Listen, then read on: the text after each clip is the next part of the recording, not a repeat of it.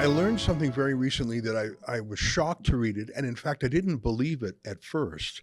I learned that an enormous loan, enormous amount of money borrowed by the British Empire about 200 years ago um, to emancipate the slaves in the British Empire was only finally fully repaid in the year 2015. So, I mean, and I thought to myself, and some people say, well, why would you pay to emancipate a slave? Why would you give money to the slave owner? Shouldn't you be giving money to the slave?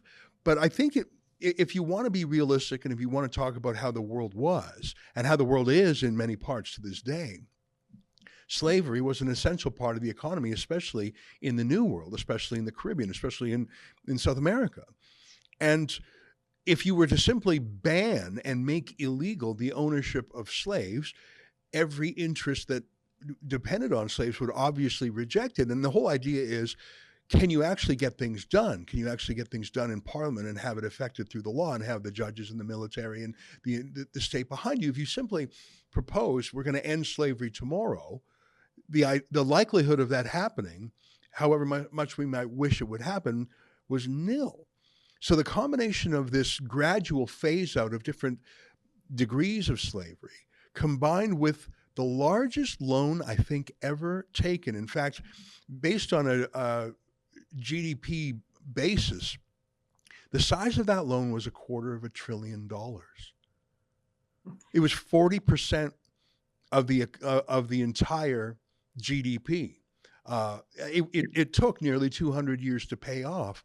The British government, the British military, the British Empire, assisted by Henry Dundas, eradicated slavery for the first time in history, I suppose, other than when Moses led the Israelites out of Egypt. I mean, for Olivia Chow in 2023 to say, oh, he was responsible for slavery, why didn't he just snap his fingers and end slavery, is such a shocking and ahistorical thing. Do you have any comments on what I've just said? Do you have any corrections for my understanding of the history of slavery in the British Empire? One thing I would say is that this idea that slavery was essential, I would say that isn't a given. But the powerful interests that opposed abolition of slavery, those interests were very difficult to overcome. And so basically what Parliament had to do was buy off the slaveholders. Mm-hmm. That was the only way they were going to exit the ownership of slaves. And so whether or not they needed them, I would argue actually they didn't need them. But that was just the time and how difficult it was. So that tells you, because that started 41 years after Henry Dundas proposed the elimination of hereditary slavery. So that bill was passed in 1833.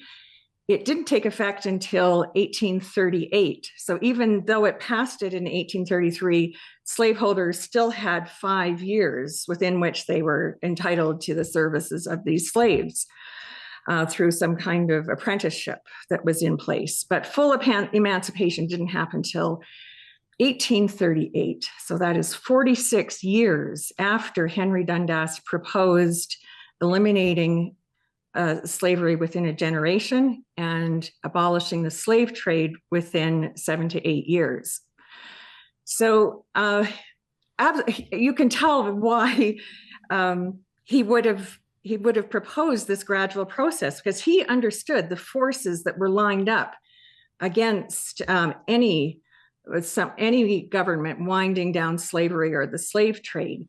And he did some shuttle diplomacy. He went back and forth between the supporters and the opponents of abolition, and he came up with this compromise. And he was the second in charge, basically, in the British government, second to Prime Minister Pitt. And he would have been a powerful ally to the abolitionists if they had joined with him and said, yes, we'll work with you on this plan. Instead, they rejected it outright. They wanted immediate and total abolition of the slave trade right away, with abolition of slavery itself is something that they weren't even going to seek legislation on. They thought if you eliminated the slave trade, that slavery would just wither on the vine. Well, fast forward to the 1820s, so 30 plus years later, slavery is thriving just as much as it ever had. The elimination of the slave trade didn't affect the number of slaves in the Caribbean one bit, just as Henry Dundas had predicted. And then they started saying publicly, both William Wilberforce and the patron of the abolition movement, the Duke of Gloucester, started saying publicly that they regretted having rejected Henry Dundas's plan. So here you have two of the most prominent abolitionists in Britain, both saying Henry Dundas was right. We wish we had followed his plan. And now we have Toronto saying, no, William Wilberforce was right in 1792 when he denounced Henry Dundas for wanting to move gradually instead of all at once and only on abolition of the slave trade. Another part of the context that's really important here is that in January of 1793, France declared war on Britain. And France, which had a population of 24 million plus and a conscripted army, was a huge force opposing this little island with 8 million people. And so at that point, the public interest in any kind of abolition just vanished. And there was no political will left throughout that time during the Revolutionary Wars in the 1790s. For Britain to basically weaken its position in the war by allocating resources to abolition of the slave trade. In addition, if they had pursued abolition, they would have alienated their interests in the Caribbean, which would have given France an advantage. So in the midst of what became a world war, with most European countries, in France and even Egypt, it went as far south as Egypt, engaged in this world war, it was too much to expect that Britain would be willing to compromise its security and its defense of its people by eliminating a slave trade that affected, granted, tens of thousands of people every year who were transported from Africa into the Caribbean. But it was, looking back now, you can just see that was an unrealistic demand that William Wilberforce and others were making during the Revolutionary Wars. Mm-hmm. And in some cases, you can see they were willing to compromise then, but it was too late. I mean, Britain couldn't do that in the middle of a world war when its security was on the line. I'm thinking about what you're saying carefully, and I am quite sure that a lot of people are saying, well, slavery is wrong. We all know that, just do it, because that's what we know in 2023. But what we have to remember is 250 years ago, people who were against slavery were radical.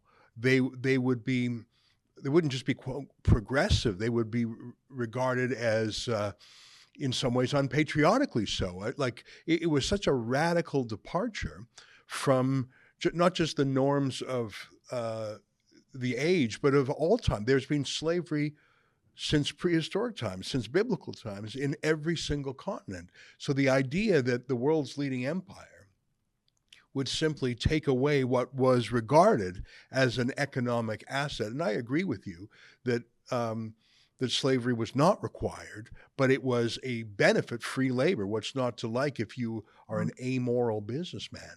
But, I don't think Olivia Chow is a thoughtful person. I don't think she's studied history. I think she's very shallow and is simply a cliche monger, and this is progressive and woke, so she's doing it. But I think that you can't judge things by 2023 standards. In the time when it was happening, this was unique around the world. There was no movement to end slavery in China, or the caste system and its associated slavery in India, or in the heart of Africa, or in Russia.